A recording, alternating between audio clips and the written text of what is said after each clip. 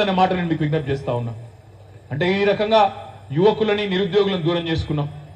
ఉద్యోగులు మనం postal ballot తీస్తే ఉద్యోగుల్లో మీకే కనబడ్డది. దాదాపు 70-80% మనకు వ్యతిరేకంగా ఓటేసిన పరిస్థితి. భారతదేశంలో ఏ నాయకుడు ఇవ్వలేదు.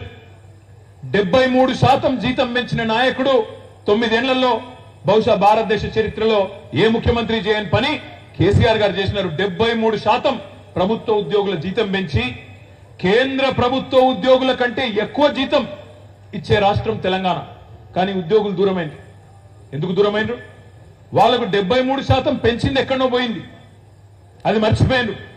మాకు నెల మొదటి రోజు కావాలి కదా జీతం, రెండో రోజు రావాలి కదా, మూడో రోజు రావాలి కదా అనే ఒక పంతానికి పోయి, అయ్యో మన కరోనా వచ్చిన తర్వాత కొంత ఇబ్బంది అయింది, కరోనా వచ్చిన తర్వాత రాష్ట్రం ఆర్థికంగా సంక్షోభంలో పడింది అని మనం చెప్పుకోలేకపోయినాం, సంజాయించుకోలేకపోయినాం. ఆ రకంగా ఉద్యోగులు కూడా మనకు వ్యతిరేకంగా మారినారు. ఇట్లా ప్రతి వర్గం కూడా మనకు ఓటు వేయకుండా దూరంగా ఉన్న ప్రతి వర్గం ఏదో ఒక కారణం వల్ల ఇవాళ మనకు దూరమైంది. రైతుల గురించి ఆలోచిస్తే బహుశా భారతదేశ చరిత్రలో కేసీఆర్ చేసినంతగా రైతులకు మేలు చేసిన ముఖ్యమంత్రి అయితే ఎవరూ లేరు. ఈ మాట వాస్తవమా కాదా మీ చప్పట్లతో చెప్పాలని చెప్పి నేను కోరుతా ఉన్నా. రైతు బంధు లాంటి పథకం స్వాతంత్రం వచ్చిన తర్వాత ఏ ప్రధానమంత్రి ఆలోచన చేయలేదు, ఏ ముఖ్యమంత్రి ఆలోచించలేదు. రైతు బంధు లాంటి పథకం, అట్లాంటి పథకాన్ని తెచ్చిన మహానాయకుడు కేసీఆర్. 24 గంటలు రైతులకు ఉచితంగా విద్యుత్ ఇచ్చిన నాయకుడు కేసీఆర్. అద్భుతంగా నల్లగొండ జిల్లాలో భారతదేశంలోనే తెలంగాణ వరి ధాన్యం ఉత్పత్తిలో నెంబర్ 1 అయితే అందులో నల్లగొండ ఉమ్మడి జిల్లా మొత్తం తెలంగాణలోనే నెంబర్ 1 జిల్లాగా మార్చిన నాయకుడు కేసీఆర్. ఎన్నడూ కూడా నీళ్లందని టైలెండ్ ప్రాంతాలకు నాగార్జున సాగర్ ప్రాజెక్టు కింద నీళ్లిచ్చిన నాయకుడు కేసీఆర్. కోదాడ, తుంగతుర్తి, సూర్యాపేటలో గోదావరి జలాలను చివరి గ్రామం దాకా తీసుకొచ్చిన నాయకుడు కాళేశ్వరం ద్వారా కేసీఆర్. కానీ ఆ రైతులు కూడా మనకు మద్దతు పలకలేదు. ఎందుకు? చిన్న చిన్న కారణాలు. ఏం కారణాలు అవి? మా ఊర్లో ఉండే పెద్ద రైతుకు 25 ఎకరాలు ఉండే రైతుకు రైతు బంధు వస్తున్నది, ఆయనకెందుకు ఇస్తున్నారు, నాకెందుకు ఇస్తలేరు అని కొంతమంది. ఆ కొనుగోలు కేంద్రాలలో తాళు తీసేస్తున్నారు, కొనుగోలు కేంద్రాల్లో కొంటున్నారు, ఊరూరికి కొనుగోలు కేంద్రాలు పెట్టి డబ్బులు ఇచ్చేది ఎక్కడో పోయింది. కానీ మాకు కొంత కటింగ్ అవుతున్నది, ఆ కటింగ్ వల్ల నష్టం అవుతుందని చెప్పి కొంతమంది, దానికి వ్యతిరేకంగా కొంతమంది. ఈ రకంగా చిన్న చిన్న కారణాలు మనం సరిగా చెప్పకపోవడం వల్ల, మనం సరిగా చెప్పుకోకపోవడం వల్ల, వాళ్ళకు సంజాయించుకోకపోవడం వల్ల కొంత నష్టం జరిగింది. అదేవిధంగా మనం చెప్పుకోలేదు. కాంగ్రెస్ వల్ల దౌర్భాగ్యపు చరిత్ర మీకు తెలుసు. ఈ జిల్లాలో, నల్గొండ జిల్లాలో కాంగ్రెస్ గతంలో ప్రభుత్వంలో ఉన్నప్పుడు పాపాన్ని పెంచినట్టు ఫ్లోరోసిస్ అనే భూతాన్ని పెంచి ఈ జిల్లాలో 1,00,000 మంది బిడ్డల్ని జీవోత్సవాలుగా మారిస్తే ఆ భూతాన్ని తరిమి కొట్టింది కేసీఆర్.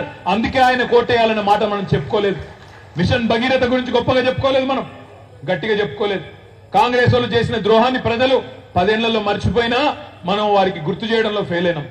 అదేవిధంగా కాంగ్రెస్ వాళ్ళు ఈ జిల్లాలో తాము అధికారంలో ఉన్నప్పుడు వాళ్ళ ఆకారాలు పెరిగినాయి తప్ప ఒక్కటంటే ఒక్క మెడికల్ కాలేజ్ ఇయ్యలే. కానీ కేసీఆర్ 10 ఏళ్లలోనే 3 మెడికల్ కాలేజీలు ఇచ్చిన విషయాన్ని కూడా చెప్పడంలో మనమే విఫలమైనం. సూర్యాపేటలో, నల్లగొండలో, యాదాద్రిలో 3 మెడికల్ కాలేజీలు ఇచ్చిండు కేసీఆర్. 56 ఏళ్లలో ఒక్క మెడికల్ కాలేజీ ఇయ్యలేదు కాంగ్రెస్ అని చెప్పడంలో మనం ఫెయిల్ అయినాం.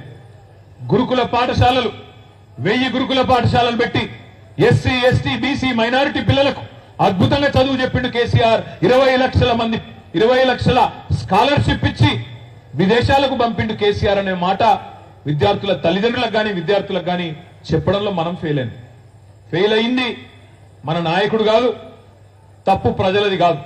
తప్పు ఎవరిది అంటే తప్పకుండా మనదే.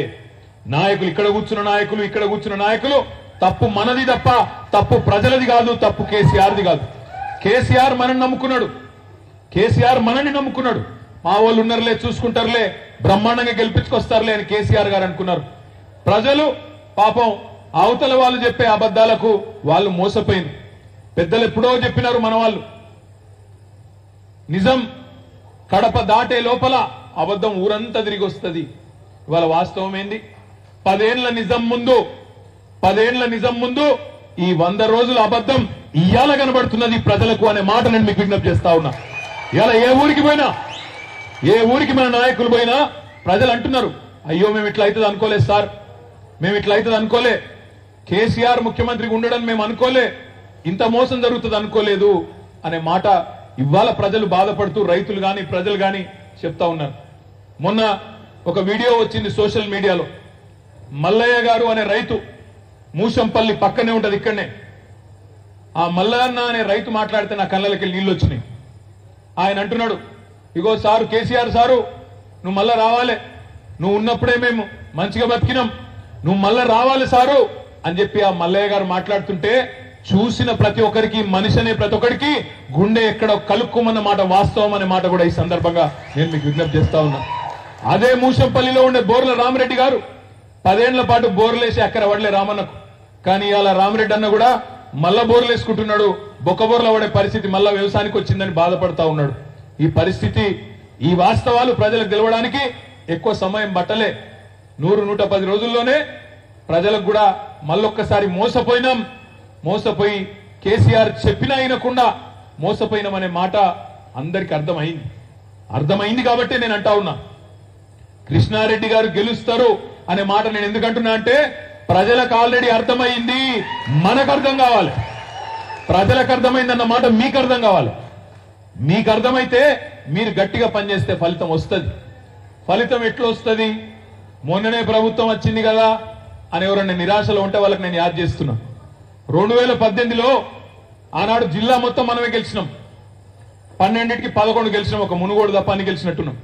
ఆనాడు 12కి 2018లో డిసెంబర్లో జరిగిన శాసనసభ ఎన్నికల్లో 12కి 11 మనమే గెలిచినాం. నల్గొండ పార్లమెంట్లో అయితే 6 గెలిచినట్టున్నాం. ఒక ఇందులో 6 అందులో 6 గెలిచినాం. ఇందులో 6 అందులో 6 అవు అంతే. జిల్లాలో 10 గెలిచినాం. ఈ పార్లమెంట్లో 6 సీట్లు గెలిచినాం, ఆ పార్లమెంట్లో 6 సీట్లు గెలిచినాం. కానీ పార్లమెంట్ ఎన్నికల్లో ఏం జరిగింది?